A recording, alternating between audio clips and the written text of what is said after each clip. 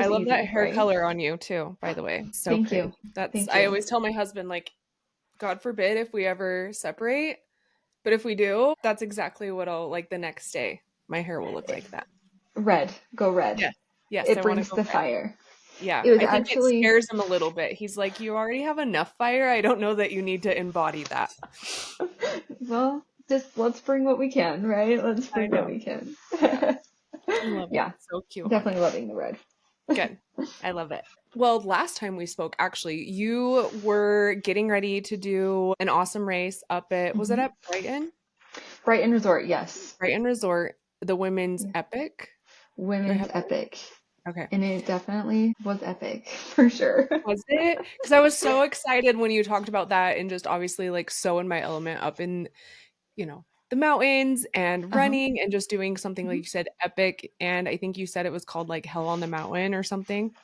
Yes, Was their and it tagline? definitely lived up to that standard for sure. Yeah, it was. Yes. I would love to hear how it went because we were all just like, that's the next thing Kayla's doing. Yes, yes. So it went really good. Definitely was not like, it was more of like a mental challenge for me Hmm. versus a physical. I mean, it was still very physically challenging, but definitely mental. Just like where you're already high, elevation's high, like, I mean, and then you turn the corner and it's a straight up hill after you've already been going for 8 miles, you know what I mean? So definitely mentally challenging. But it was, I mean, there was like so many cool women there. Like we had veterans there, they were carrying flags, we had like cancer survivors there. I mean, like you definitely had some epic women show up for that. So it was cool. Definitely I met a friend along the way. We actually only live like 20 minutes apart and we didn't know each other, so we Uh-huh. became friends. We bonded through the the treacherous experience, that's for dang sure, but I was definitely thankful for her. There was like we got to mile 9 and it was straight uphill. Like I was like, what is happening? There were people like puking like midway up the hill. Like That's just when you know you're anyway. in a good race. Yes, I would yes. too. Yes. I thought I was going to, but I didn't luckily. But anyway, she like definitely was like my rock at that point. Like I was pushing her and then she was pushing me, but she pushed me up the hill and then my trail running, she's, I trip. Like that's just what I do. I don't fall down, but I trip a lot of the time trail running and I made it zero point 0.5 miles left. It might have even been a little less than that. And I fell down and she was like, oh my gosh, what is happening? But it was really good. It was awesome. I felt good, like physically for the most part. Like after, like my husband took me to lunch and I was like, let's go shopping. He's like, are you serious? And I was like, yeah, let's go shopping. But mentally, like I got in the car and I just looked at him and started pulling. He's like, what? I'm like, I don't know. Like that was hard. And he's like, okay, you know how men are awkward when you cry and stuff and Right. like don't know what to do. But it was, They're there. yeah. I was like, I'm not doing this again, but I'm already thinking about it depending on my recovery with my other stuff. And Mhm. it's like having a baby, you forget about it and think it's like so fun, type situation. So yeah, but Well, and I it can was cool. imagine there's like the sense of like you said, it was really mentally challenging. It was something Hmm. different you haven't done. But I know Uh-huh. in instances, I've never done anything like that by any means. But I know in instances where I've been challenged both physically and mentally. And then when Hmm. you do it and you finish, there's It like is. this sense of it's like nothing you can explain, like euphoria, and just also Yes. like, I am a badass. Yep. Yep. That's And I want to exactly do what that it is. again. Yeah. And I Yeah, think for that's sure. like what gets you. Yeah. Oh yeah. You It's get so much addicted to more that than the physical part. feeling for sure. For sure. So, but yeah, it was really cool. It's definitely, I mean, as a woman, they have like two different ones. They have like a shorter one and a longer one. So, I mean, if you live in Utah, there was somebody from France that I actually connected with as well too, that she came Wow. in. She did some other things while she was here, but I mean, anybody, you should definitely look at it. Women's Epic. It's really empowering. It's really cool. It's a really Mhm. cool vibe and experience. So they have Yeah. like, I think 3 big ones that they do here in Utah. So it's cool. It's a really I cool can thing. imagine too that as you're doing it and you're seeing all these different women, that in itself is motivating. Oh yeah. I mean, just and that's the thing. We were all different fitness levels, different experiences. And like I said, I mean, obviously like the veterans and stuff were carrying flags, so you knew who they were and like you could see like the cancer. So like it was pretty cool. Yeah. It's pretty cool. And going through something like that and knowing that like you trained well Mm-hmm. physically for that Mm-hmm. and like, yes, my hard work's paying off and I feel like I Yes. can do this, but like you said, there was a lot of mental mindset that went into that. Was there like a Mm-hmm. specific moment that you can remember that you kind of had to push through? So definitely like mile 9 that we were talking about. Like Mm. I was like, this is not. And I think I would definitely train different. I mean, I trained hard, but like now that anything like you do the first time, you're like, oh, Yeah. okay, like this is what I would do different for sure. But honestly, even like that, it was like I think mile 2 and like how like elevation gain, like how quickly we were gaining elevation. I was like, okay, like I am 2 miles into this experience and I am already like, and it takes you a minute to warm up anyways when you're doing these things. So the first 1 to 2 miles is always the hardest, but I was like, no, should I just turn around and go back and do the shorter one with my sister-in-law? Cause she did do the shorter one, but I literally was like, nobody would even know. But then I was like, oh yeah, I have a black tag and they have orange tags. I'm like, but anyway, so I did push through that and like everybody like walking past, like you just started cheering each other on. And I think that like that's what got all of us doing the 20K. Like that's what got us all through is all of us like supporting each other along the way. So I think that says a lot about women and how much we can like help each other for sure as well Totally. too. Yeah. So No, you're yeah. totally right on that because I Hmm. think women can get a bad rap and, you know, it comes from Hmm. obvious places, but to hear Hmm. in that setting, they were Yeah. cheering each other along instead of pushing each other down goes a long ways. Oh It's yeah. probably refreshing to be in that Oh scenario yeah. too. For sure. Yeah. Because I think naturally as women, like you always feel like you're in competition with everybody around Mhm. you. Like it just, and I don't know why we're like that, but I think it's just like a defense mechanism. But yeah, I know it was good. And then like when they gave me like, okay, that boost of like, okay, like you can do this, like keep going, then I could give that to somebody else along the way as well too. So it was like just like, a domino effect, I guess you could say. But definitely mile 2 and mile 9. It was, I had some moments there for a second. My texting thread to my husband was like, what in the hell have I got myself into? He's like, already? And I'm like, yeah, I'm gonna die. He's like, this is Yeah, not good. that's funny. So it was kind of funny, but What things anyways. do you think you were like not prepared for? Just the elevation or Hmm. the terrain? Yeah, the elevation for sure, which definitely like I was training like in our mountains a little bit, but I was definitely lower and never like made the time to go up. We actually have a cabin that's like pretty high up in the mountains. Like, why was I not training while I was up there, type situation? Because I think adjusting wise, that would have made things a lot easier for me. So Yeah, you learned, live and I learn. learned. Yeah. Yeah. But I'm like, I'm in good shape. Like, I totally can do this. And, which I did. And I did it okay. But had a little humbling moment as well, too. That's so exciting. I was so excited to see when you posted all that because I was dying to know and then to see exactly what it was that you were doing. And yeah, I started following the Women's Epic because I was like, that does look very empowering and just a whole bunch of badass women. I love that. Mhm. Oh, yeah. Yeah. After that, what was life looking like? You were like, okay, I'm in this. I'm gonna sign up for my next race. Were you just feeling Hmm. strong and ready? Yeah, I was feeling pretty good. Like, I felt pretty, I did take like a little, a week or two off. I'm trying to Mhm. remember exactly. But I obviously after any like major training, I do let myself chill out a little bit. And so I was kind of like in my downtime. And then kind of going into the next month or so, I actually got sick. I got COVID. Dang, the COVID.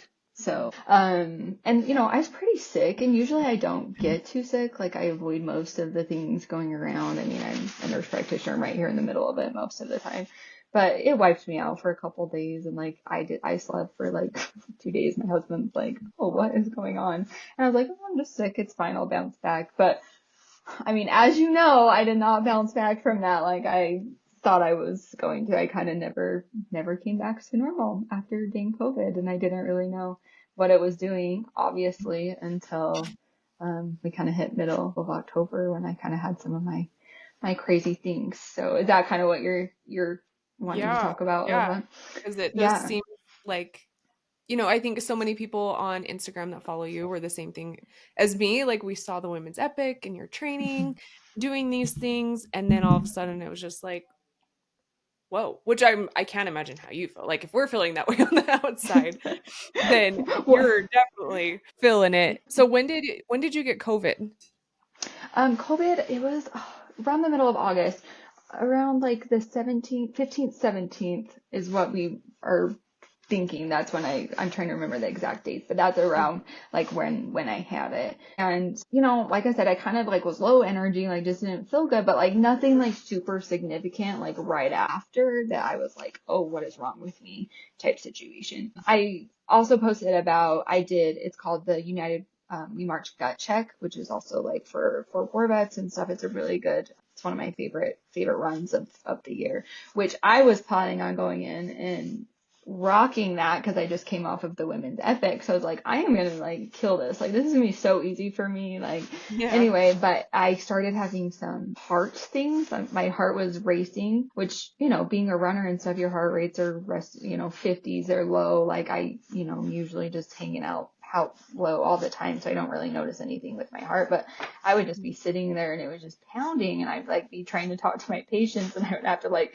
cough because like my heart was just going so fast, and I was like, oh, that's kind of weird, like what's going on. And I kind of do this a little bit in pregnancy as well too, just like hormonal fluctuations. So I was like, oh my goodness, what's happening, like I have a baby, like all this stuff. And anyway, we actually did start like a cardiac workup just to kind of check things out. Nothing super significant. I was high heart rates, but no like crazy rhythms or anything. And I didn't really want to be put on medication for it per se, because I wasn't like, I guess I wasn't seeing a lot of side effects at that point that I felt like I wanted to be on medication. So I was just kind of taking it easy. And then shortly after that, I was getting weakness in my legs. I was working out and just shaking, like I couldn't do what I was normally doing.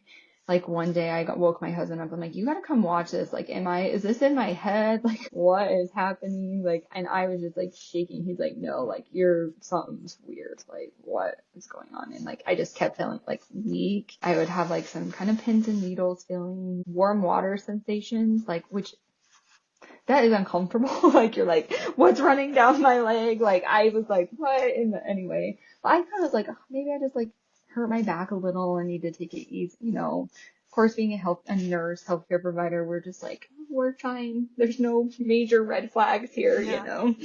And then, it started getting to the point where like walking was difficult. Like some people were like, oh, are you sore from working out? And I was like, I just said yes, because like I don't want to explain, like I don't really know what's going on, and I didn't really feel like I wanted to explain my whole life story for that, so I was like, yeah, it's fine, everything's fine, like we're good. But it was October 9th.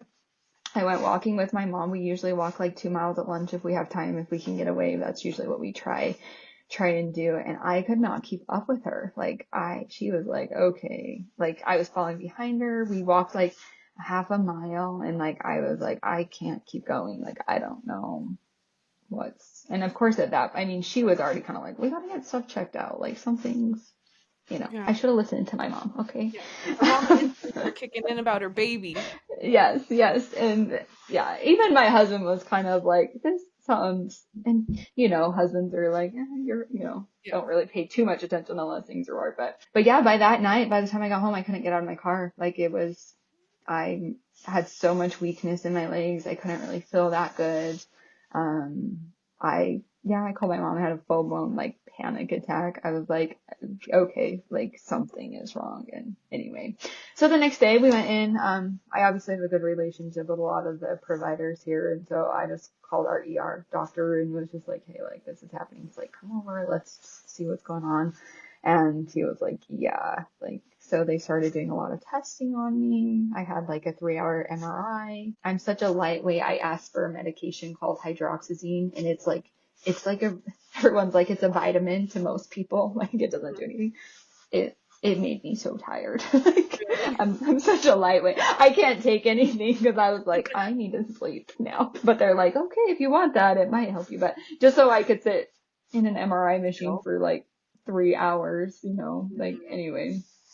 So we did that. We really didn't see much on that. He was talking with neurology up at the University of Utah. And they were kind of like, okay, no, now we need to do this. We need to do that. And they did a lumbar puncture of my back. So I thought it was a syndrome called Guillain-Barré. And Guillain-Barré affects the nerve endings, and it is weakness from the legs and works its way up your body system. And so I was kind of like, okay, I did have COVID.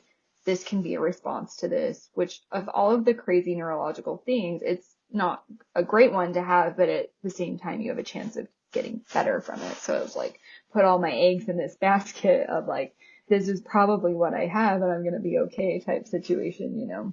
Mm-hmm. Anyway, but all of the tests kept coming back negative, and it was like one of the most like frustrating like experiences for me. Like I was just like, what is going on? I was like, do I need a psych eval? Like, what is happening here? Type situation. And anyway, they kind of were just attributing it to being early in the disease, and like, yes, it's probably Guillain-Barré, you know, come up, let's take you north type situation. And I was like, I'm a bad patient. Okay. So it's like, well, if we don't feel like it's gonna, you know, be that much worse, I'm gonna get better and I can recover at home. I'll be a lot more comfortable, less stressed.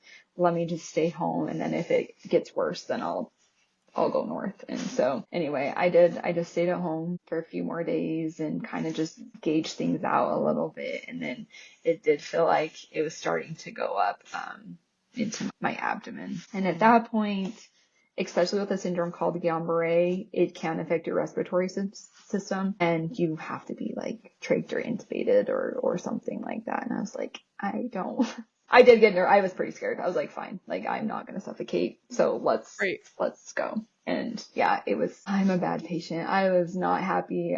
We were in the ER a bit. We actually went to Intermountain Medical Center in Murray. That's where I ended up going. Just insurance wise, things were a little bit better there. And my ER doctor did talk with one of the neurologists there, which she was amazing. She's probably what saved me for the most part on all of this. But yeah, we had to wait in the ER for like a long time, and I was like, let's go. Like, let's just go home. Like, it's fine. And they're like, no.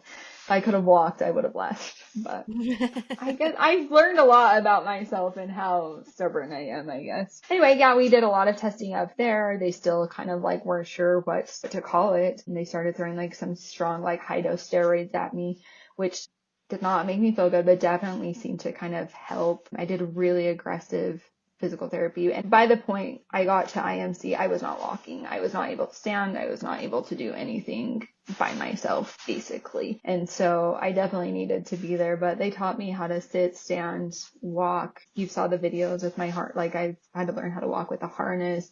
It was just it was scary. Like when you can't feel your legs and you don't know they're there. And that was part of that block as well, too.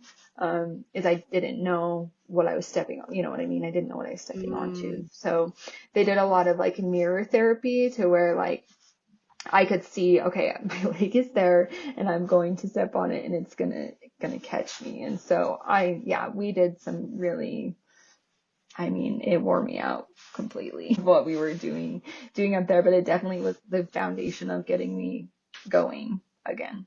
So still, when I left the hospital, she wanted to keep me up there for a couple more weeks and put me into like, I was on the neuro floor.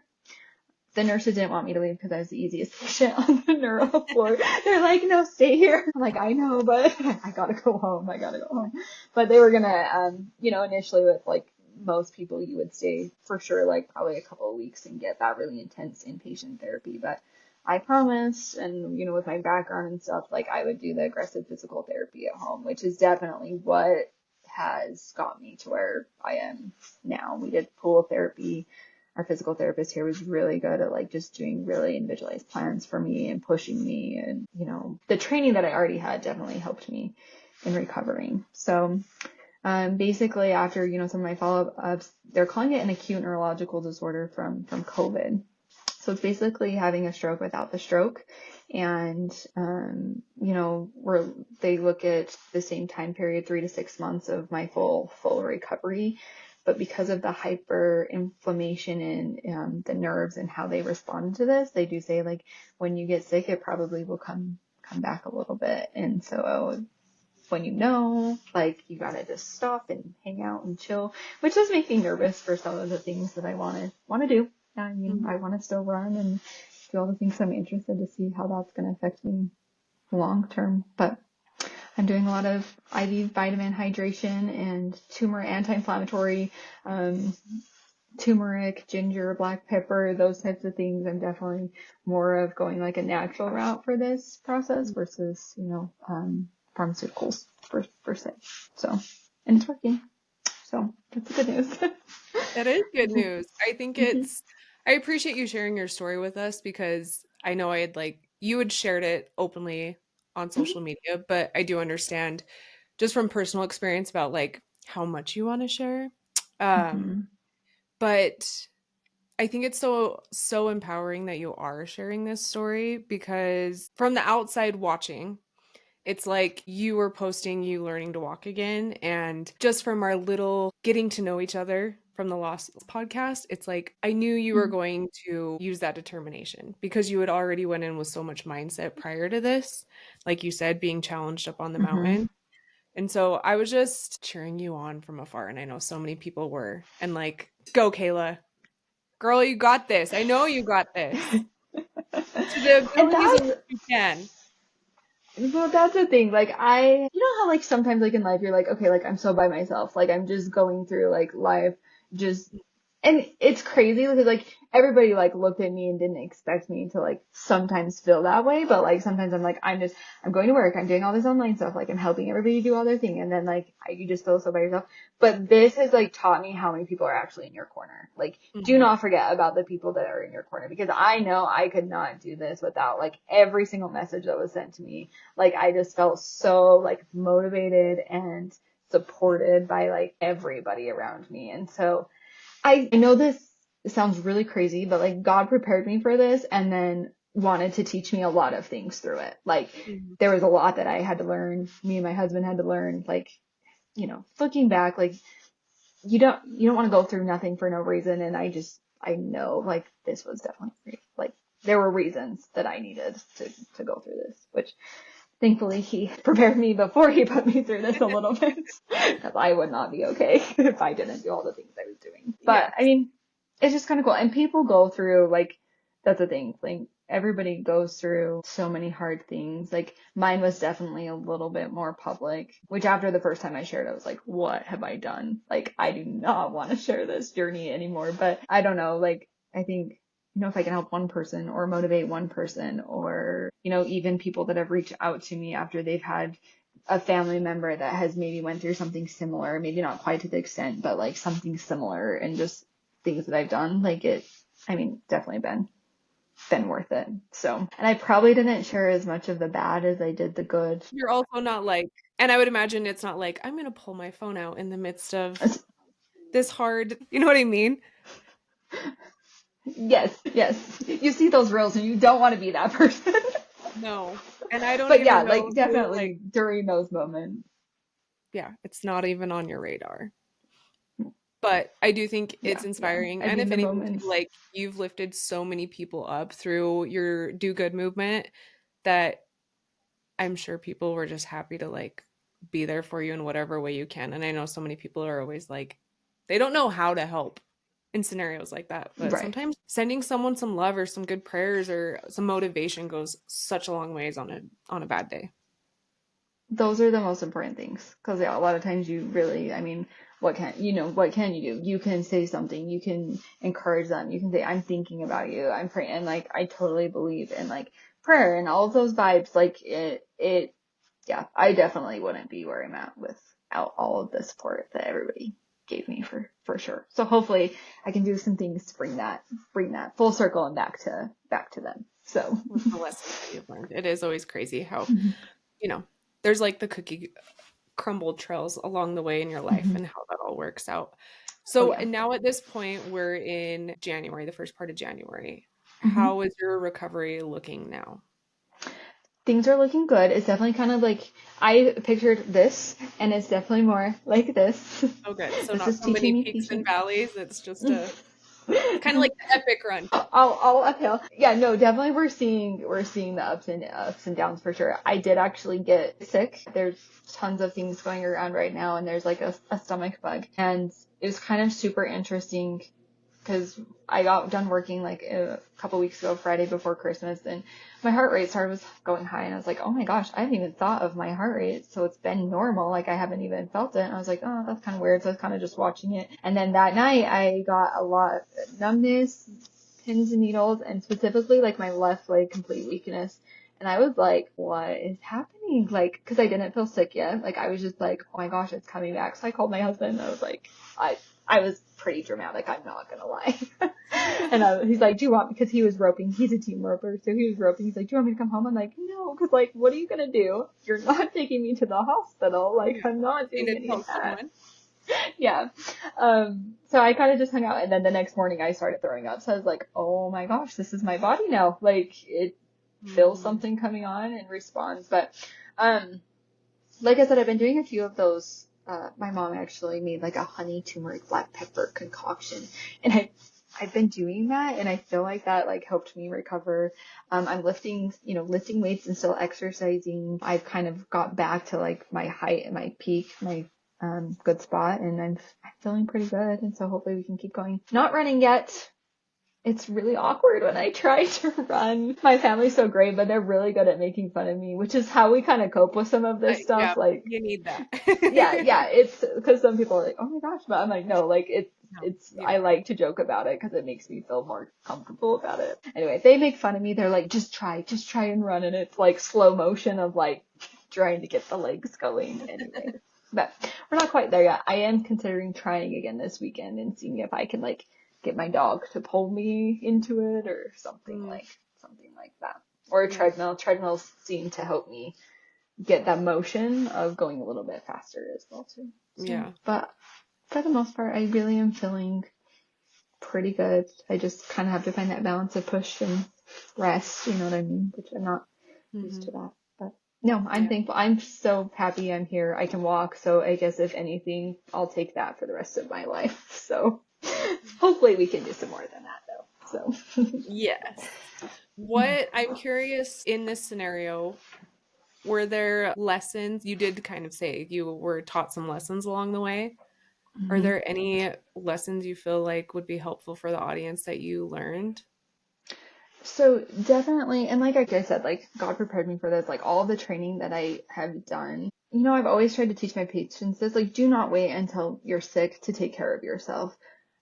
I honestly really do not think I could have came back from this if I was not doing the things that I was doing. I did lose a lot of muscle throughout this process, which was very depressing, but I still had some, and I know how to like train. Like I know how to build that muscle. I have those foundations there that accelerated my recovery probably more than we can even understand it at this point. That think strong mindset, it definitely, I mean, think strong has kind of always been like my thing, especially like for over the last year or so. But that definitely has went into the mindset plus the physical side of it as well too, and how important that really is. And that training of, you know, I wouldn't be able to take one step in front of the other if I didn't do it training for the women's epic, or if I didn't do it training for any of the other things that I did before. You learn to challenge yourself. And this might sound a little bit harsh, but I think in today's world, a lot of people are very uncomfortable doing that. We want to be comfy and we want to be where we're at versus like, hey, I need to push myself and I need to grow here and I need to be a better person, better physically, whatever that looks like. If I didn't learn how to do that, the repetition of that throughout, I mean, even work, school, physical training, mental training, if I didn't learn how to do that, I probably would still just be sitting on the couch. Like, you know what I mean? And so that mindset of taking care of yourself, one foot in front of the other, that think strong mindset is huge. And that's, I mean, it's lit my fire for that. I'm sure you can see that on, even social media. Like that is kind of my push now is think strong, because if we can apply that in multiple aspects of our life, we're going to just be doing better overall. And when we're all going to get stuff thrown at us. Like, I wish life wasn't like that, but we also want to grow. We want to learn. We want to grow through these experiences. And just like me looking back, my life is going to be so much different, and some of it a little bit not better, but then other parts of it are going to be so much better because of what I went through and how I was able to go through it and how you respond to life's challenges, I guess is what I'm saying. I totally agree with that for sure. After spending months on the mountain, hunting, soaking up all that natural sunlight, the days are now getting shorter and colder. I don't even have to tell you this.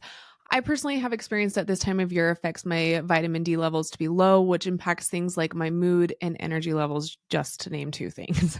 I'm preparing to keep my vitamin D levels where they should be with the help of Mountain Op's vitamin D3 plus K2 gummies. These are delicious strawberry gummies that are a convenient way to help you get more vitamin D intake every day. Adding this to my daily routine has helped me conquer my days, whether I'm on the mountain, in the gym, working, or being a spouse and parent. You can get your Mountain Ops vitamin D3 plus K2 gummies at mountainops.com today. A few of our favorite other things in the cooler months that we love from Mountain Ops are their down jackets, their merino wool collections, their hoodies, the Slumber cider and salted caramel drinks. I love sipping on a warm drink in the winter. And you know, we love our deep, restful, rejuvenating sleep. Hydration is also super important in the wintertime too. So be sure to check out their pineapple hydrates, the one back there. This is their new flavor and it seriously tastes like a Dole Whip. My kids love this hydrate. And because I just looked back there and I realized what else I have back there, Ignite. Need I say more? Energy and focus. To shop our favorites and help donate a meal to a child in need, go to mountainops.com and use our code BRIT, that's BRITT, for 20% off. Again, that's mountainops.com and use our code BRIT, BRITT, for 20% off. And you kind of mentioned your mom made you like a little tonic and you're Yes. leaning more. I love that. I'm like all about, I was the little girl that was like making potions in the backyard and that still transpires into like my now life as a grown woman at 35. Yes, I So love I it. love hearing like the tonic, and you mentioned that you're trying to go a little bit more of the natural route. Are there Mhm. things that you have found since going through this that you're enjoying? I think you mentioned like turmeric and things like that. Turmeric, ginger, and black pepper, those are kind of like really anti-inflammatory, and honey as well too. And honey also helps like the immune system and everything like that. So it's actually mixed all together and the honey makes it taste, I won't say it's like super enjoyable by any means, but I can get it down type Yeah. situation. So those are like that is my main, like I'm taking that. In fact, like I kind of laxed on it like over a few days, and last night we actually went to a ball game and I've been working for the last few days and I was tired. Like you could tell like I was struggling walking and stuff. So I was like, oh my goodness, like gotta get back to it type situation. So, but yeah, those are my favorite things. Also, IV vitamins, like I'm a big fan of that. Obviously, like I do it in my clinic as well too. Mhm. I think it's important to remember though, like IV vitamins aren't gonna like, if you're not eating healthy and like doing all the things, it's not gonna be like a miracle thing for you. Just like you don't have the foundations, but it definitely, there's some benefits to getting, IV hydration vitamins directly right into your bloodstream and how powerful that can be, and anti-inflammatory and those types of things. So I definitely am doing that. NAD, have you ever heard of NAD before? Yeah, recently I've been hearing NAD. a lot about that. Yeah. Yeah. Yeah. So NAD, technically you can regenerate the nerves and stuff as well too. So that's something I've hit pretty hard, which just seems to help me. And I used to actually do it before. I probably laxed on it, I don't know, 6 months before all this happened, just busy, and I would not take the time to give myself an IV type situation. But I've seen some really cool things with the NAD, and so that's something I'm hitting pretty hard as well too. So yeah. Interesting. The NAD, so is that done only through an IV or is it something, have I seen people do it where they can like do their own little shots? Yes, Like you your can own do the shot? shots. The IV is like the most effective for sure. Just kind of like anything, it's just directly strong hit to the system, right? And there's like sprays that you can do. There is even like NAD pills. I'm not like super, I haven't done a ton of research on it, but like definitely more of like the IV or injectable route. You would be doing, you know, if you're going to spend money on it, I would probably do either one of those two to get the maximum effect from NAD. And like NADs, is that something that there's different forms of NADs? Like how does someone decide what route to go with those?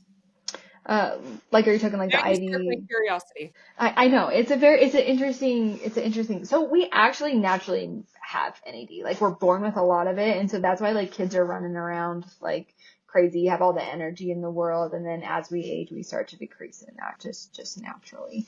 They actually call it the anti-aging molecule. I mean, I'm not one to like, I don't think there's anything like magic out there. Does that make sense? Like, For sure. You we have to have do to all be doing, yes, we have to have the foundations of really healthy bodies and all of those things. But there's some actually really cool studies showing how NAD can, kind of help you in a little bit better of an aging process, I guess per se. But yeah, so there's that. Forms are meaning like IV, there's the sprays, yeah, or well, like, I guess are there different types of NADs for different things? um, not there would be different dosages of the Okay. NAD. So yeah, NAD is NAD basically, but there would be different dosages. So like I've had people that have had shingles and have had a lot of nerve pain from that because it damages the nerves. And so I hit them with really high doses of NAD, like 2000 milligrams, 1000 milligrams, which is really, really high. But for like most people that coming in are wanting like an energy boost or kind of just even like depression, anxiety and stuff like that can kind of help boost the system. We'll do like 100 to 250 milligrams in one setting for an IV. So it just kind of depends on like the situation. But if you want it, it's really safe. Not going to really hurt you. We do have to give it slow because that NAD will flood your receptors and it's not going to hurt you, but it feels uncomfortable. Like sometimes you get lightheaded or like it feels like your heart's racing or you kind of feel it in your gut. So if you're taking it too fast, you'll feel that, but it won't do anything to you. You'll just feel uncomfy for a minute. So, Hmm. and I was kind of like, that's probably not real, like whatever. And they started my IV and I was like, turn it down. I'm going to pass out. Turn it Gotta down. test it. Oh yeah, don't worry. I test most, like pretty much everything that I give people. I am the first one to like test it out for sure. So I know what the experience would be like, what possible side effects could be. Hmm. Yeah. So, Right. but And is that something that people do just like once or as needed? Or like I'm sure it depends too, like you said, based on the yeah, what symptoms. we're treating, definitely what we're treating. I've even actually done it for like opioid dependence, alcohol abuse, alcoholics. Those are definitely something that we need to structure and do really, consistently together as we're, trying to get things boosted. But if you're wanting to just kind of like get a little boost, you can do it however often as you like. Um, Most of my IV patients were like 2 weeks. Every 2 weeks, we're getting some kind of a treatment, basically. So yeah. Interesting. Is that something too? And I'm sure, I mean, this varies because insurance, but is that something that most insurances cover from your knowledge, or is that something that is It's not? cash I pay. would assume that's kind of what I figured. Yeah, I really wish we would like take the time to like study some of this stuff. And maybe I gotta figure that out and somehow become a big wig in like the FDA. I don't know. That seems like a lot to take on right now. Maybe never Yeah, mind. I But would think that we go back to your lessons, Kayla. yes, yes, Lessons learned. But yes. we Um, appreciate that as the people. yes, I would try and do it, but it's just, yeah, working through that. But yeah, I really wish they would take the time to, and funding or whatever that looks like to be able to make it so insurance would pay for it. Mhm. Um, I think it's kind of hit and miss. Insurances are maybe coming around a little bit more to some of these alternative treatments. Like in fact, like semaglutide, these GLP-1s, there are insurances that are starting to pay for it to put it in the right hands of people that will follow it, use it correctly Mhm. type situation. So I do see that coming around a little bit. There's something else called a stellate ganglion block. Have you ever heard of that before? Uh-uh. So you have like a nerve here that we actually inject with lidocaine and it resets the autonomic nervous system. And you can look it up. They've actually studied it for like, and I'm talking a lot about like war vets and stuff today, but PTSD for them, that's one of the first things that they started studying it for. And it actually is helping quite a bit. And we've done it for Oh, post COVID, like long hauler COVID. I'm actually looking at doing it for myself with all of this as well too, because I do have a little like PTSD from like legs and like, because I panicked when it happened to me the other day. So I'm I can looking at imagine. doing it for myself, but that's something that insurance are coming around and paying for as well. Is not everyone, some of people still have to do cash pay, but we have had some insurances cover some kind of these alternative treatments that we're looking at that are, tons of medications that we're just throwing at people. That's something that Yes. actually can help and make things better without causing a lot of side effects per se. So Anyway, That's yeah, so incredible. I love learning hmm all these new things and different outlets that you yeah, can use, like you said, outside of just medications. Because I'm a yes. big advocate if you can try those things first hmm before you've got to go that route. Are Yeah. those all things that you offer in your clinic too? Yes, yes. So I don't personally perform the stellate ganglion blocks, but we do. I have a provider.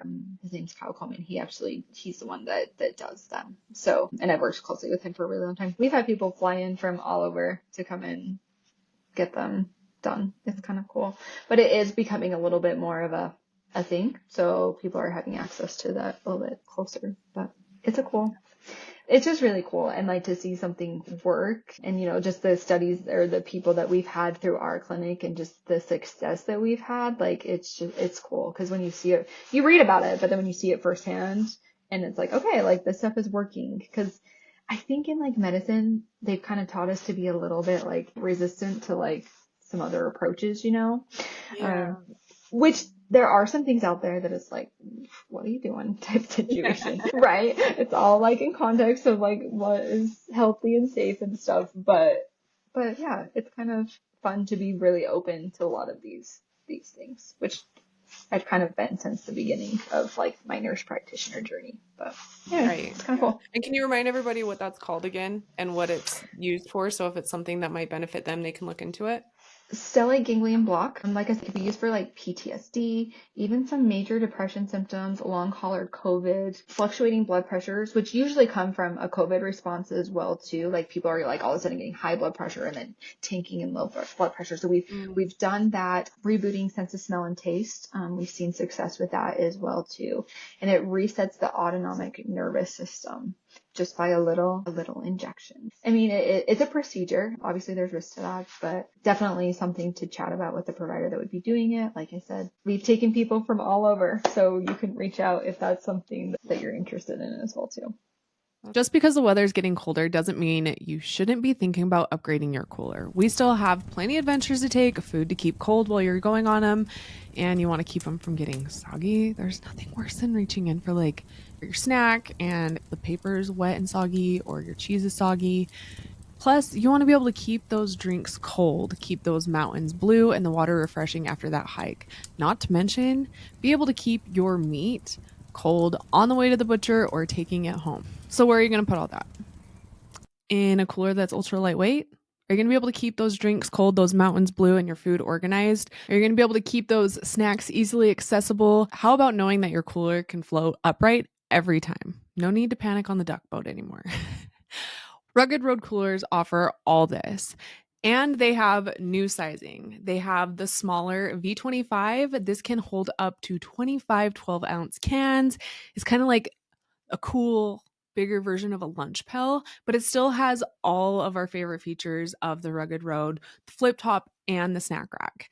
Plus, now they have the big daddy of them all, the 115. This sucker will hold some meat, and we're excited ours is currently on its way. Like I mentioned, the Rugged Road is ultra lightweight. As you can see, one hand, it has this flip top, which I think would be super nice come duck season to be able to, one, sit on an extra bench, and then two, be able to sit and make your food on something, some cup holders as well. And then, like I mentioned, inside it does have the snack rack. So you've got a place to put your things, a divider so you know whose drinks go where and what. And it has top of the line ice retention. To get your new cooler, go to ruggedroadoutdoors.com and use our code LONG, that's LONG, for 10% off your next cooler. Tell them we sent you by going to ruggedroadoutdoors.com and use our code LONG again for 10% off your next order. I love hearing all these things. See, I could just talk to you all day and learn all the new stuff. Well, we can do it. We can do it. Whatever works. There's all the cool stuff. Speaking of that, and us chatting so much about like the science behind everything, I went back and I listened to our previous episode, and when I had asked people questions as far as like what they needed or wanted to learn, we mentioned protein like over and over and over again in that episode Yes. and the benefits of that, but we never really like dove down. I think right now, especially, people are hearing so much everywhere, just like get your protein and get your hmm protein and get your protein in, but they're not exactly sure why. And sometimes people need to know the why behind it to get on board, which honestly you should. Oh yeah. For Like you said, there's so much out there. Understand what you're doing and why. So yes. I'm curious if you can kind of give us those benefits and the science behind protein. Okay, yes. And that is one of the biggest things, and one of the biggest things I try to teach in my clinic as well too, because just like you said, if you don't know why you're doing something, then you're number one less motivated to do it, and keeping it in context of how you should do it, that's the other thing is as well too.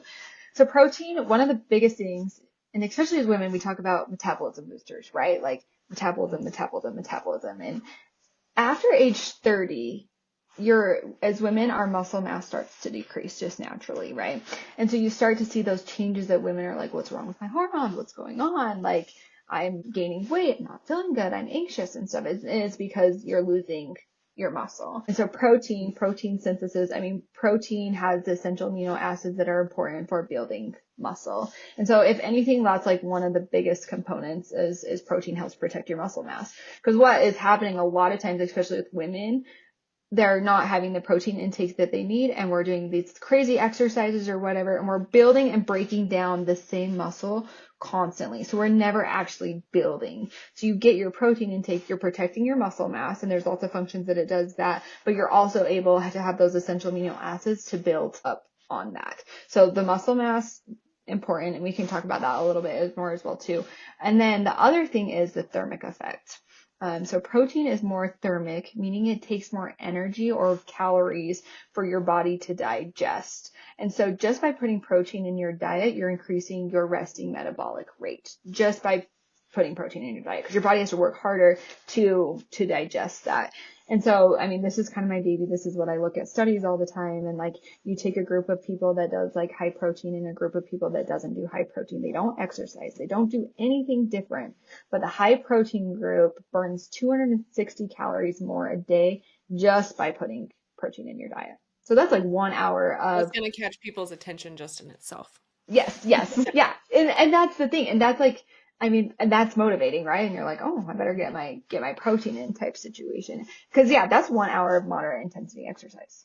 So that's a big difference. And then you're burning calories, me and you are burning calories because of our protein intake just by sitting here, that Yeah. situation as well too. So, and then of course, protein can support fat loss as well too, just because it's fuel and it's helping you feel fuller for longer. So then you're having less cravings and those types of things as well too. And when you look at the benefit of having muscle, getting a higher, metabolic rate, and how that affects like your hormone regulation, your thyroid, which is really important for metabolism, and balancing out the estrogen progesterone levels in your body, super important. Protein is also helpful for sleep.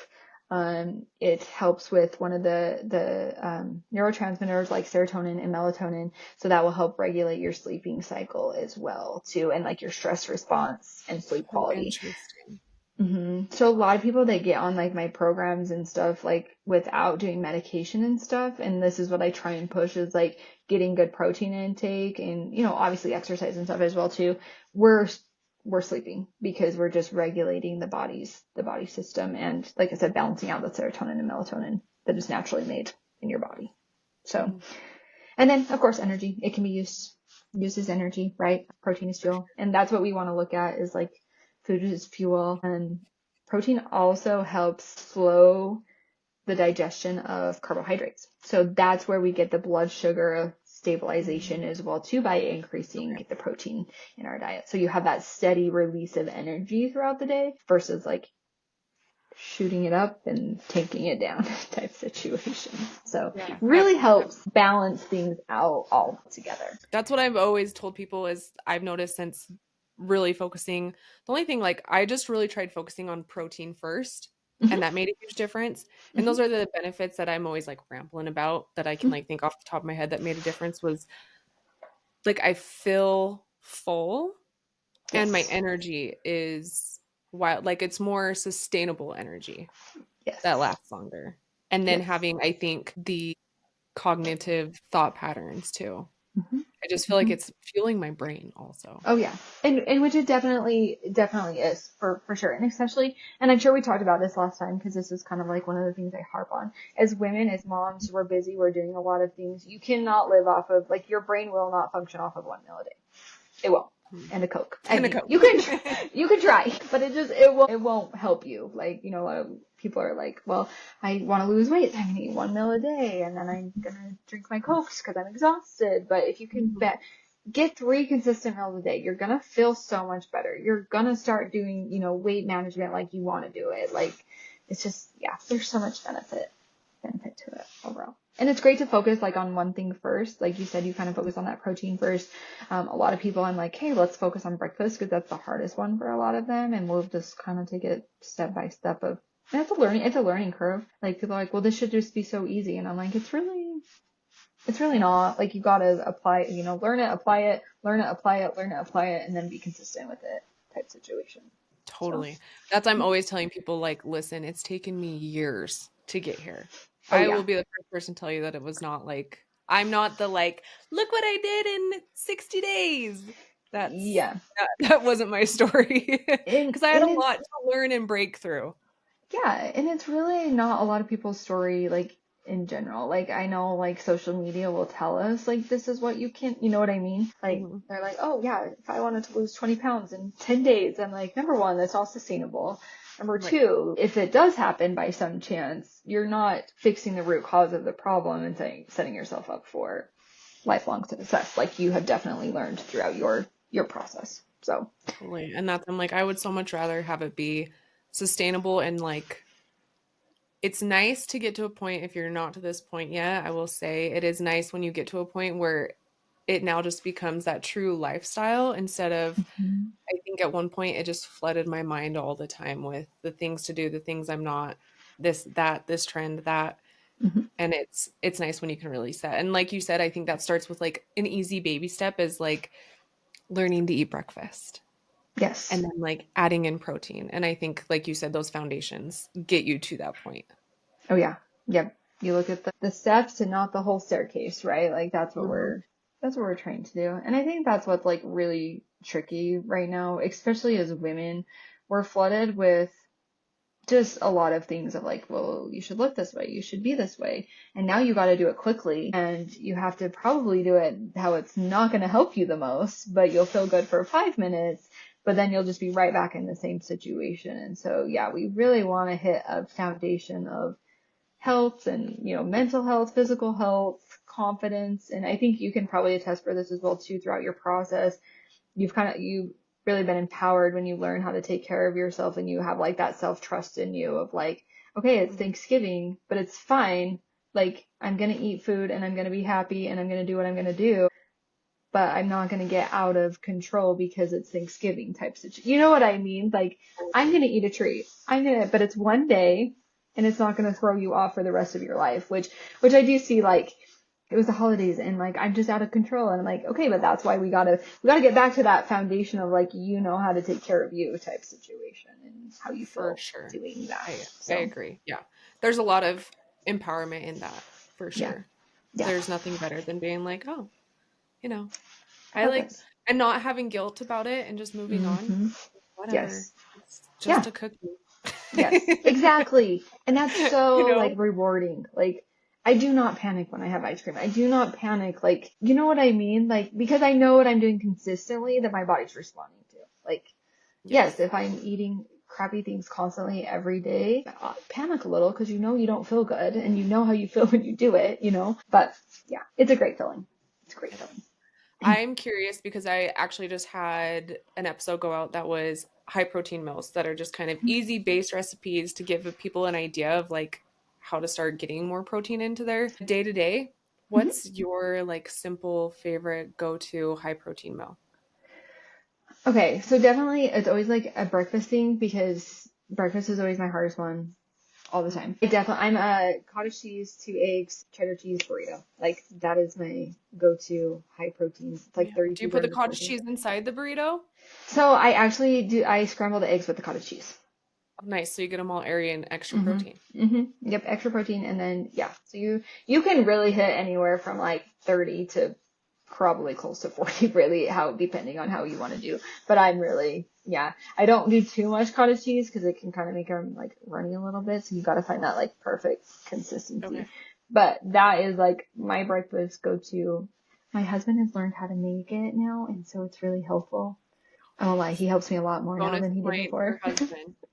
Yeah, he's figured things out quite a bit. And yeah, we laugh Yeah. all the time at how we've learned about each other throughout this whole experience, like my whole like experience. But Well, yeah, good. now he makes it for me all like pretty much every day.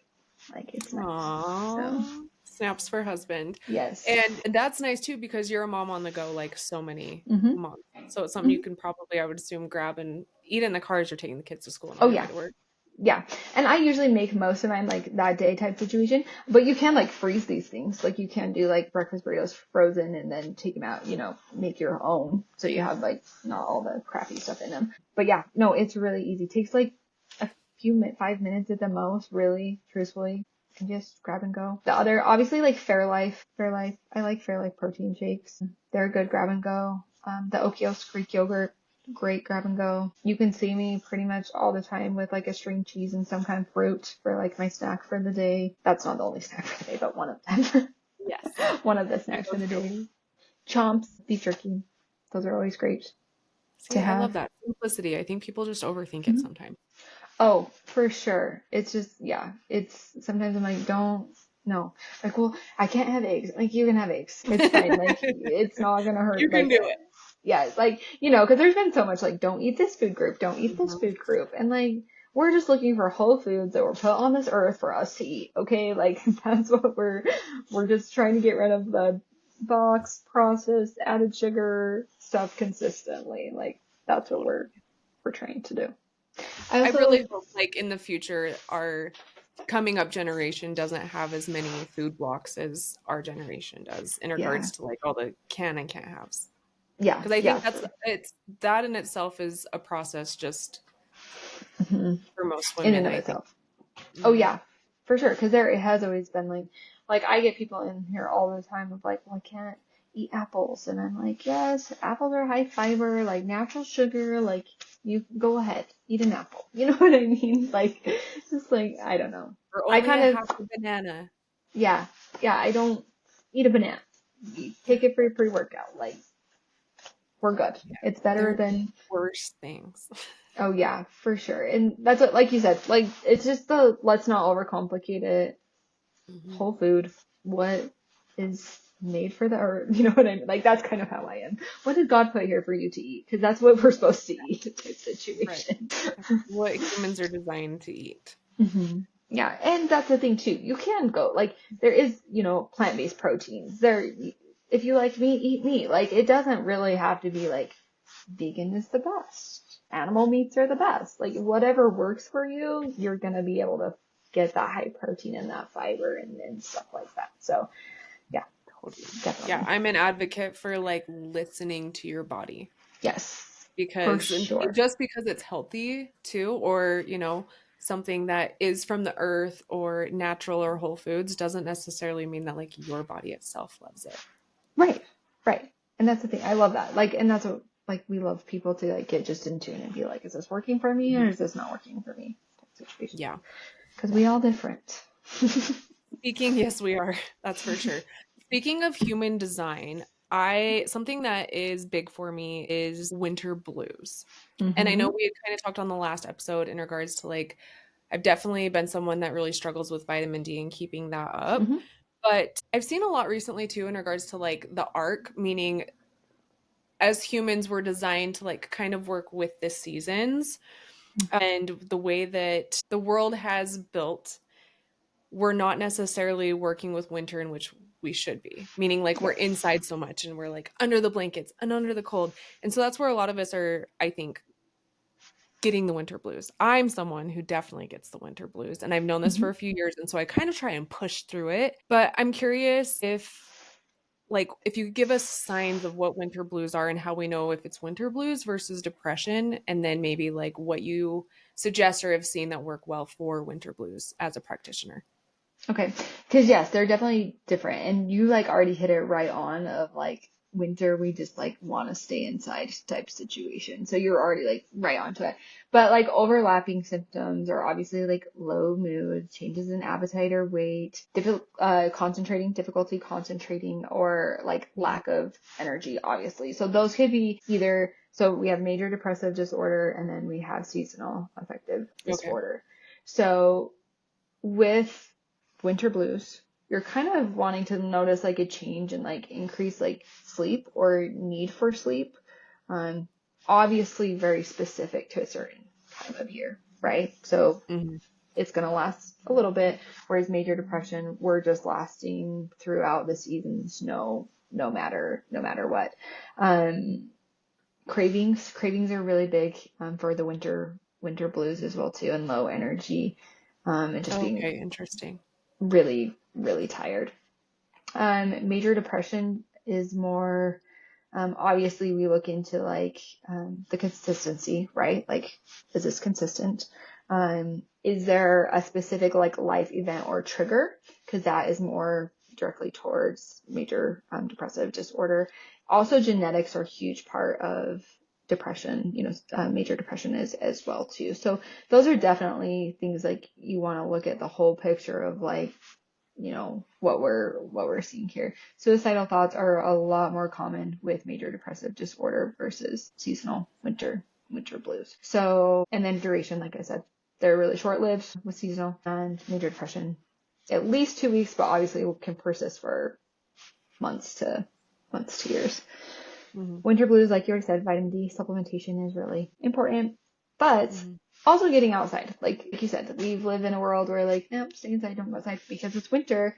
You can bundle up and go hit the sunshine. Like it's still going to come out, right? It's still going to be there. Go on a walk. Like we have all of the things that we need, hand warmers and all the things to get out Yeah. and get going. And that is going to be your biggest like difference. And I know sometimes it's hard. I'm not saying like I'm not perfect at that too. Sometimes I'm like, I really want to go out there, but if you can kind of get in a routine of doing that, there are like some light therapies that will mimic like sunlight. So that's something that people can do as well too.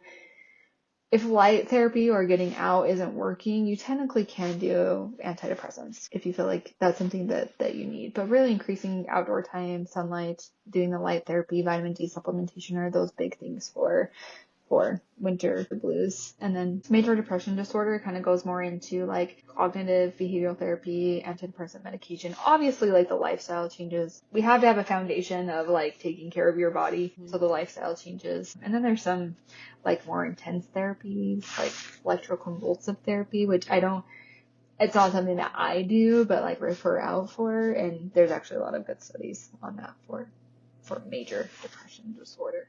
So.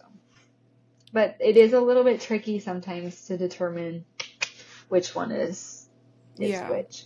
So, but like I said, those kind of main pieces of like, is there a trigger, life event that's happened, and then family genetics as well too is pretty indicative of major depressive disorder. Okay. Yeah. I think those are helpful tools too because, so many people are juggling with the like, what is it? And obviously, I'm sure if you're struggling and you're trying to figure it out, like the best thing to do is obviously go to your provider. But Yeah, yeah. I think it is helpful on when I learned about seasonal depression, I was like, oh, that makes sense. Like it Mm-hmm. was one of those, okay, it keeps happening every winter. I'm not doing Mm-hmm. this. My vitamin D is low. I'm not getting outside. Just put your coat Mm-hmm. on and go for a walk.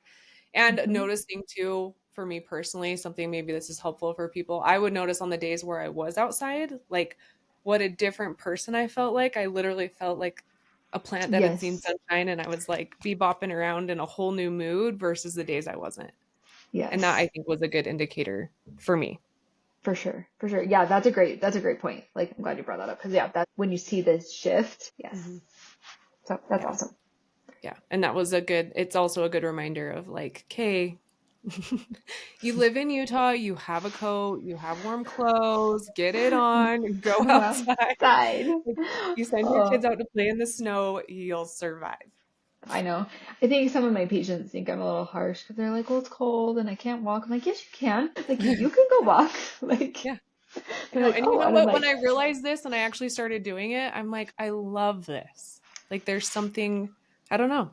I think it's forcing, like you said, it's all a Yeah. mindset thing and forcing yourself to do it. And once you start Yeah. doing it, you're like, oh, my body is meant to be doing this, Yes. Yeah. even though And I'm a then, sissy. yeah, well, so am I. I really don't like the cold either. But like you said, like it's almost like a winter walk is almost like better. Like I don't It's know. weird. It is weird. I totally I agree with love it you. Yeah. lately. Yeah, I'm like when it's snowing too. Mhm. Old me would have been like in the blanket looking out the thing, Yeah. but I'm like, you like to go explore outside when it's snowing. Why would you not just go for a walk on the sidewalk? Oh yeah, for sure. And your kids see that as well too. I think that's what's like cool about all of this is like Mhm. you're creating a lifestyle for your kids and your kids like, oh yeah, like I can go do that. Like I'm not scared of that you know what I mean? Type Mhm. situation. So I think it's cool. Yeah. No, I agree. Speaking of learning from generations, Hmm. you have a cool setting in which you get to see people from all ages. And one of the things on my walks is I call them the seasoned sisters, and I've talked about them before. And I really want to like be a part of their friend group, but they're elderly ladies that walk every day together. And I'm like, I know I could learn so much from you about life, but you have that because you have patients from all ages. I'm curious if there's something you continue to see in your older patients that is either something you're like, I've seen this enough, I'm going to make sure I make this change, or maybe like a life lesson you've learned from them. Okay. I mean, definitely I'll learn from all of yeah, especially that age group. Like I love hearing about their life and we have a group that's the Golden Girls and they do their little so when you said that I was like, okay, that's awesome. Um but I think so this is kind of like a negative thing and it's not to be negative towards that age group, but it definitely is something they have put all their value on the scale. Like Mhm. all of their progression, like progress, everything. I kind of have a joke of like I'm hitting my head up against the wall, like when I see specific patients of like the scale does not matter type situation. And so I think that's something that I'm really, obviously, I'm sure you can see that I'm passionate about teaching about because Yes. their confidence level and how they feel like they're doing in life is scale related. And I think that's very, very interesting. And the good thing about them is they actually like walking and stuff, like that doesn't like they're very used to like doing stuff Yeah. because they've always been pushed in that like perfection role, I guess what I get like skinny, like thinks like they gotta be skinny type situation. So they have a good like exercise routine type situation. It's just shifting the mindset of like it doesn't Yeah. matter what the scale says type situation and skinny is not healthy. I think that's one of the things that I battle a lot as well too of like no, like losing weight doesn't automatically make all of these labs look better or your cardiovascular risk to go down type situation. And so I think that's a generational thing for sure as well too. They can lose like 5 inches on their waist and the scale will only be like down 1 pound and they'll be like, well, I just should give up. I haven't done anything. And I'm like, no, you don't understand. You're doing Oh. great. Yeah. So I Mhm. do think that that's something that they've kind of been taught, I guess, per se. And very fad diets for them. Fad diets are their thing and they like these weird things that people books to read about diets that they need to try and do versus just like, no, you can just eat, you know, protein and fiber and regular meals and stuff like that. So Yeah. um but they're definitely like a resilient group of people too as well too. And so, but I think sometimes they're harder on themselves and it's really hard for me to like build their confidence at that age. Like we do it, but like I said, sometimes I'm hitting my head up against the wall like, no, you're doing great. You're doing fine. They're harder on themselves for sure. Yeah. For sure. So, That's a good lesson, and I can see why you've definitely been inspired in the direction that you have mhm. through that. Yeah. Yeah, For because sure. it's like habits that they've like and mindsets that they've really been taught their whole life. And it's really hard to like shift that for them. Right. So if we can teach like the younger girls, younger population, like that's not your whole value, I think lifelong, like they're gonna be a lot healthier if that makes sense. So Hmm. I do have a few listener questions when I put up the box on okay. Instagram Okay. for things that were coming in. A lot of them are, well, it's like all hormonal based, which I think is kind of like your little sweet spot too. So one of the first questions is, what would be the first step we should take when identifying a hormonal imbalance? Okay. So this kind of goes back to a foundation, right? Okay. So a lot of times my patients will come in and be like, hey, my hormones are off. And I do approach hormones a little bit differently than maybe some other like hormone providers. Because I want to be very, very root cause and not just throw things, especially women, like we're sensitive to changing our hormones, right? Like it can Mhm. send us for a loop. So we want to be as conservative but aggressive at the same time as well too. And so one of the biggest things when they come in, we really talk about what lifestyle looks like. Like I said, like are they drinking a ton of soda every day? Are we maxed out on caffeine every day? Like what is that looking like in the foundation of the daily habits? Because that will give me a good basis of like, okay, like we need to adjust some of this stuff first and see how you're feeling as we're adjusting.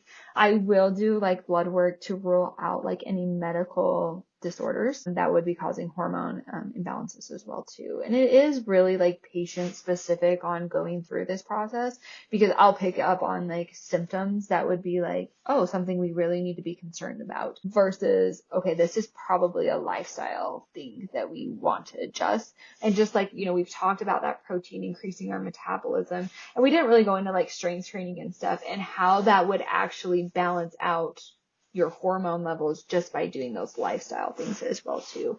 But initially I am ruling out thyroid conditions. I'm ruling out really specific like hormone endocrine disorders that would cause some hormonal imbalances as well too. And I think we got to be a little bit careful, you know, because I kind of walk a fine line between like functional medicine and like Western medicine. Like I'm kind of like this like bringing it in all together. I try to do really evidence-based practice and we Mhm. kind of got to be careful because there's not really a great test to test your hormones. And I don't know if you knew that or, you know, and I'm not saying like don't do it, but there's a lot of tests out there that'll be like, we'll figure it out for you exactly what's going on. But what we really need, just like people check their blood sugars, they have the monitors in their arm that's continuous to watch their blood sugar. Oh, That's what we need as women so we can watch the fluctuations and what's going on and how high we're going and how low we're going and when, you know, is it coordinating with the time of the month that we, you know, should be high in one thing and low in the other type oh my situation. And gosh, I so would love to see that. I wish I was smart enough to figure that out. That would be wild. Going to the FDA, now I My gotta figure out luteal how to make phase this would blood be, test. But that's really what we need. I still run hormone panels, but that's a little bit iffy as well too, because sometimes insurances don't want to pay for them as well too. So I'm really careful on when I jump into testing versus when I don't. If there's Mhm. lots of lifestyle things to address, I definitely hit that first. Like I said, are we drinking soda every day and have like tons of added sugar in your diet? That's going to cause a lot of inflammation. That's going to give you a lot of the symptoms of hormonal imbalance. Excessive caffeine intake is going to release cortisol and epinephrine in your body, and you're going to be in a fight or flight all of the time. So, because those are your fight or flight hormones. If somebody comes into the ER, they have a cut off leg, their cortisol and epinephrine is going to be through the roof. Okay.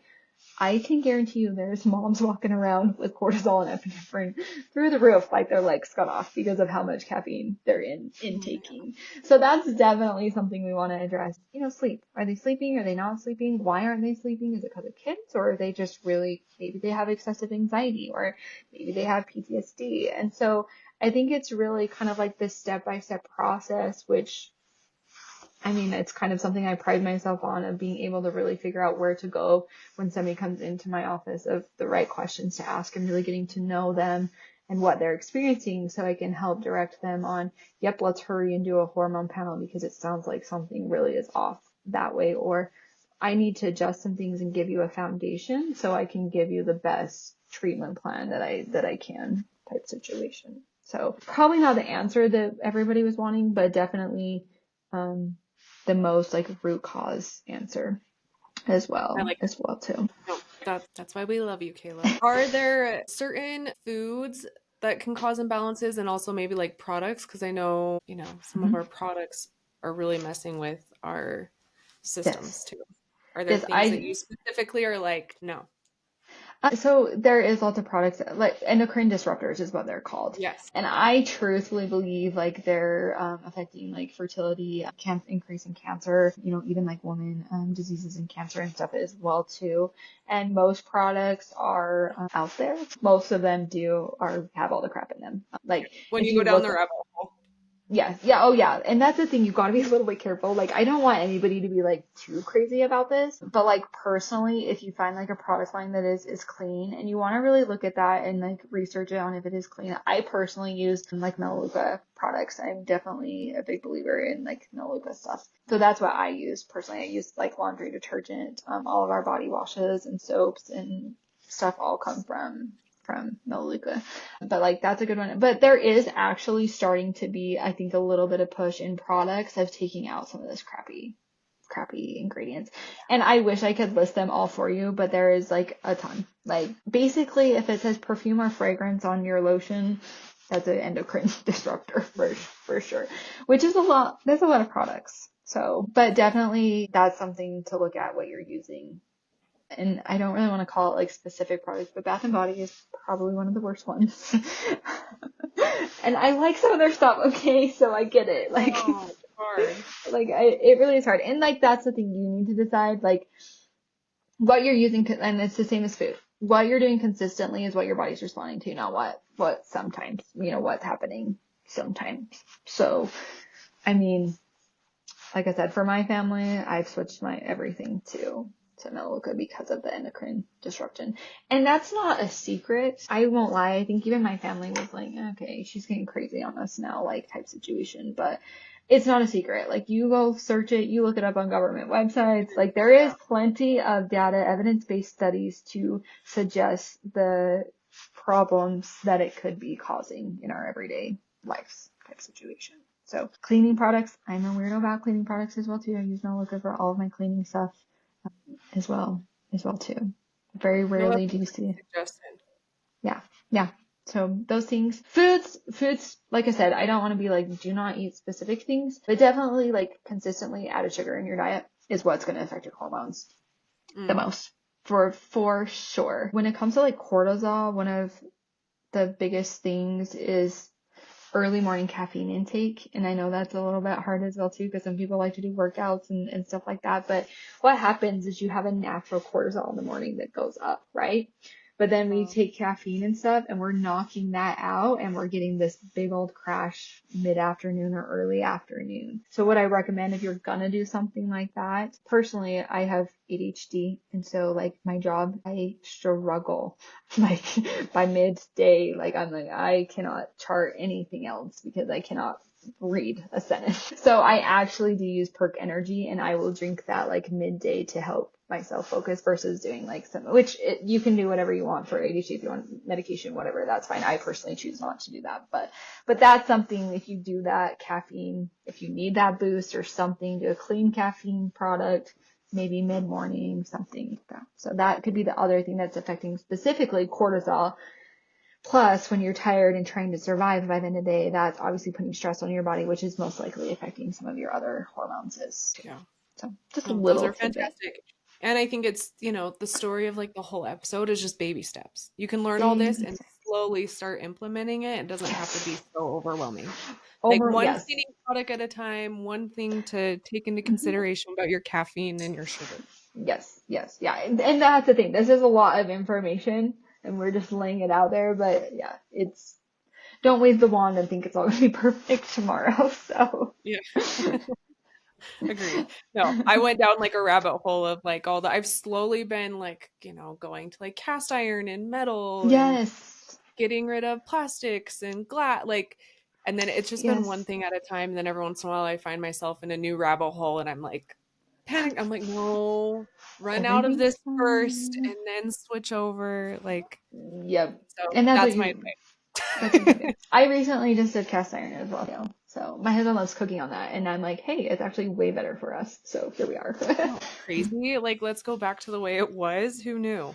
Yes, let's homestead, live off the land. We're all going to have better hormones. We're going to feel better. All That's the always things. where I end up. I'm Yep. like, okay, we're going off grid. That's I've tried multiple times and I cannot get my husband on board. I do not know why. He is like a cowboy. Like you think that's what he would want to do, Yeah. right? Yeah. And he's like, no. He probably realizes how much help I'll actually be homesteading and be Yeah. He's like, like, do you really know how much work that is? yeah. Yeah. Yeah. So Farming's no joke. A couple more questions for you. How should we manage how do you say that word? Perimenopause? Did I say that right? perimenopause, yes. Symptoms without hormonal replacement. Okay. Specifically, this person can't do it because they have APS. Okay. So Which obviously, you don't is have to answer as their doctor, but mhm, like generalized. Because kind I of know a lot of how people don't want to do a hormonal replacement. which is true. And that's the thing. Hormone replacement is very patient specific. I do not say you have to, but we definitely have the conversation just so you know what your options are because a lot of women have never been provided that opportunity to make a decision Okay. for themselves. But they're definitely, it's kind of like repetitive here, but your protein intake, because you need to protect your muscle mass, because as you go through these transitions, you decrease in estrogen, you're losing your muscle, but you're also losing your bone health as well too. So that's where a lot of women get osteoporosis, then they get like hip fractures. And that's, perimenopause to hip fracture is kind of a long road, but you want to be preventative of that and protect your independence, initially, right? Mm-hmm. Care, like not really everybody wants to be in the care center and being taken care of and not being able to stand up and those types of things. So that's why like even 30, like we're starting to protect our independence way young with all of that, especially as a woman. I'm definitely not want to say like have a closet full of supplements, but there are a couple of things like during all of this that can help balance things out and help you feel a little bit better. That's the vitamin D, magnesium glycinate, because a lot of women when they're transitioning, they're having sleep disturbances. So magnesium glycinate can actually help with that as Okay. well too. Magnesium is it's like helps with stress, helps you sleep, relaxation, all of the things.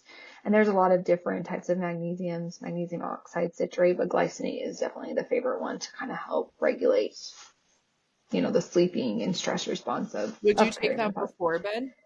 Yeah. Yep. You take Okay. magnesium at night. Yeah, Okay. for sure.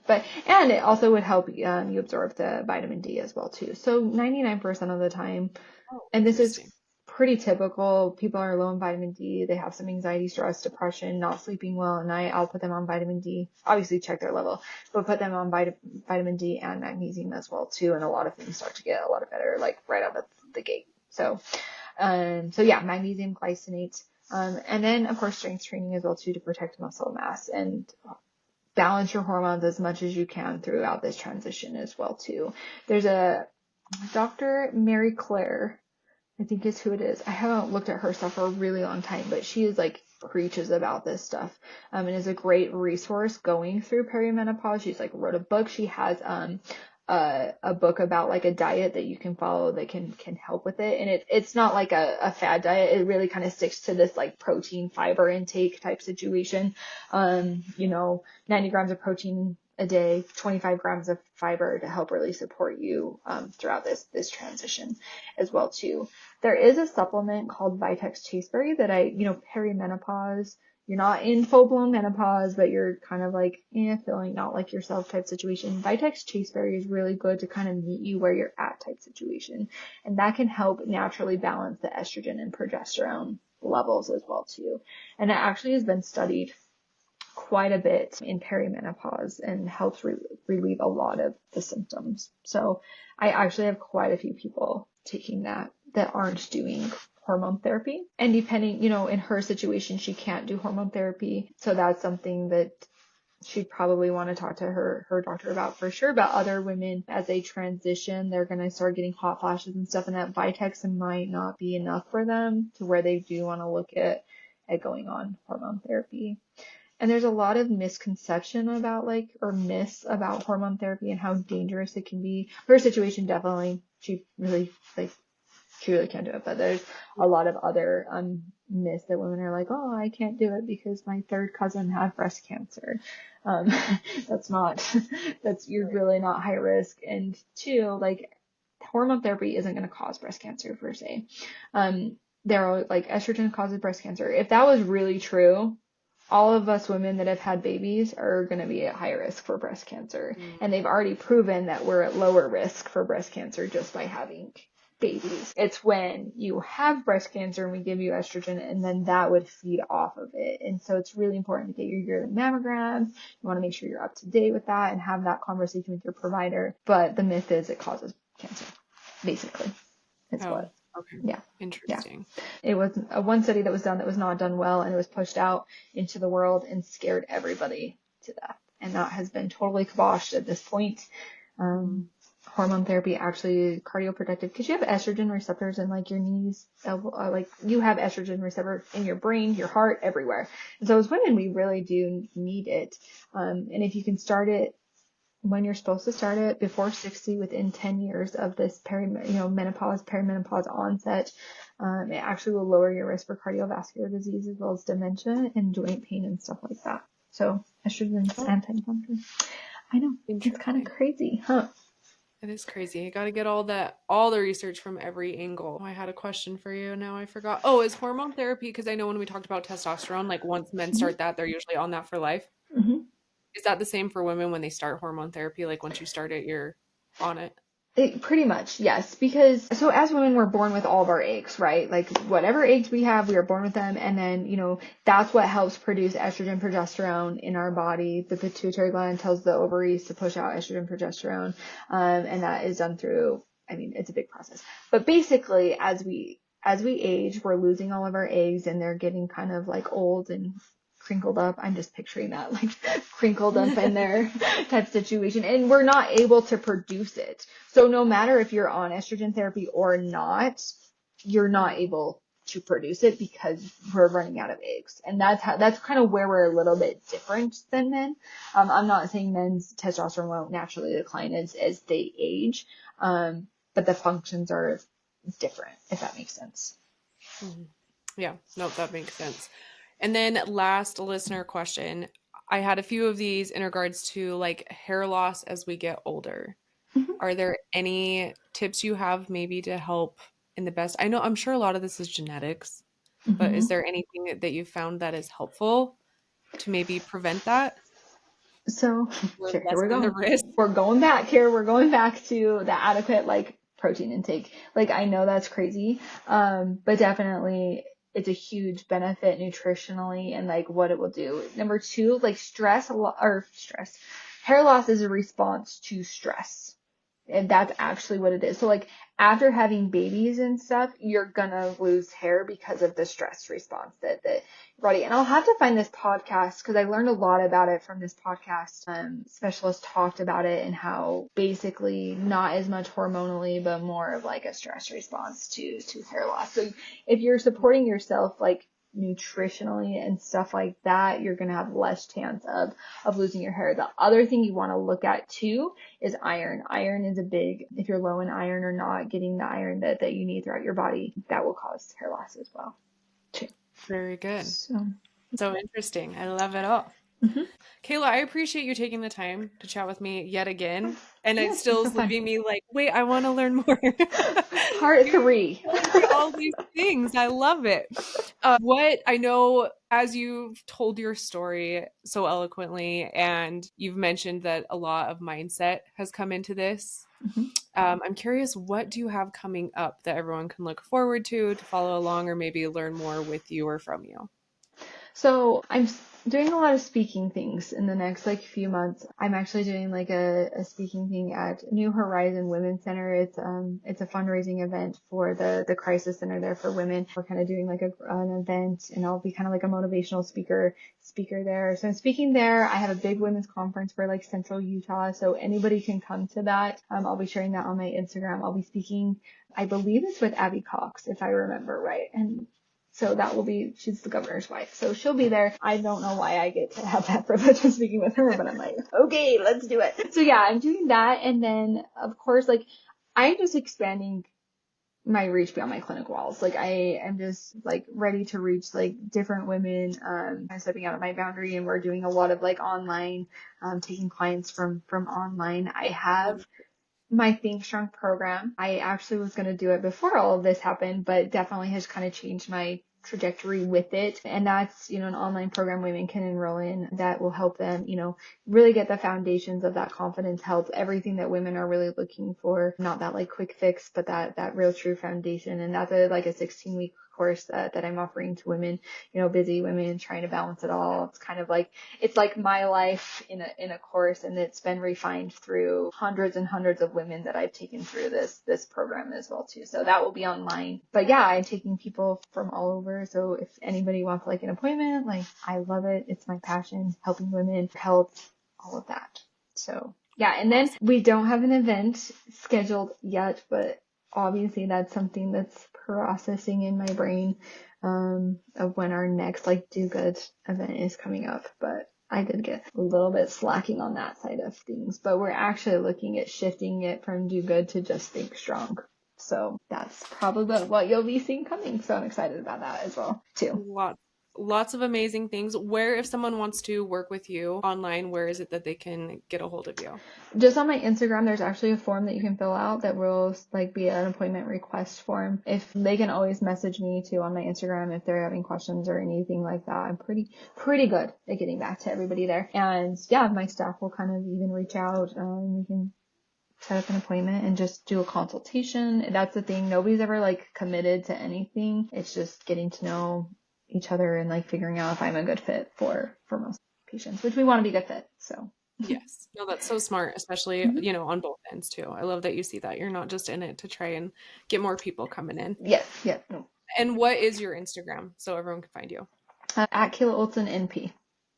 Okay, perfect. Remember And last time Olson I is wasn't sure Owen. about that? Owen, yes. Look at you, Kayla. you got it now. I got it. I know what my Instagram handle No, is. not even a flinch. Perfect. Thank you so much, Kayla. I appreciate it.